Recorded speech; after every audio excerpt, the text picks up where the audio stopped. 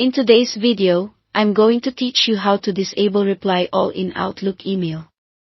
We'll walk through two approaches: adjusting the default reply behavior in Outlook on the web and designing a message in classic Outlook that actually grays out Reply All for recipients.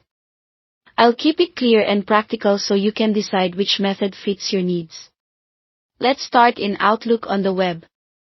Open Outlook, then click the gear icon in the top right to open Settings. At the bottom of the panel, choose View All Outlook Settings so you can see everything in one place. On the left, go to Mail, then select Compose and Reply. Look for the section labeled Reply or Reply All. Change the option to Reply.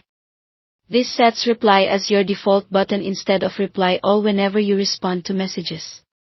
Don't forget to click Save to lock in the change. From now on, your default action will be safer by design, helping prevent those accidental Reply All storms. Keep in mind, this doesn't stop other people from using Reply All, it only changes your default behavior. If you ever need to respond to everyone, you can still pick Reply All from the drop-down. Now let's move to Classic Outlook on the desktop if you want to actively disable Reply All on a message you send. First, enable the Developer tab so you can access the form tools. Go to File, choose Options, and open Customize ribbon. On the right, check Developer, then Confirm. Next, start a new email and switch to the Developer tab. Click Design a Form, select Message, and choose Open. You're now editing the message form itself.